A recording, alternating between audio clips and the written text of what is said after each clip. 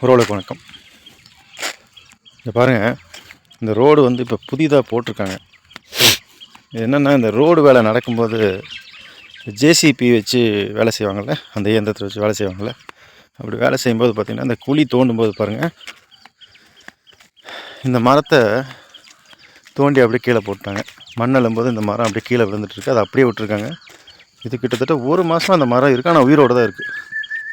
பாருங்கள், அப்படியே பச்சையாகவே இருக்குது. இந்த வேர் இது வரைக்கும் போயிருக்கு பாருங்க. வேர் வந்து ஒட்டிகிட்ருக்கு போடுறது. ஒரு மாதமாக இந்த மரம் இங்கே தான் இருக்குது, ஆனால் இன்னும் உயிரோடு இருக்குது. அதாவது இந்த வேலை செய்யும்போது கொஞ்சம் கவனமாக செய்யணும். அதுவும் ஒரு உயிர் தானே. இந்த மரம் என்ன மரம்னா, இந்த சென்னையிலலாம் இந்த கொரிக்கிளிக்காமாங்க. நம்ம ஊர் பகுதியில் இந்த சீனி புளிங்க, பட்னங்க அப்படின்னு நிறைய பேர் இருக்கிறதுக்கு வைங்களேன்.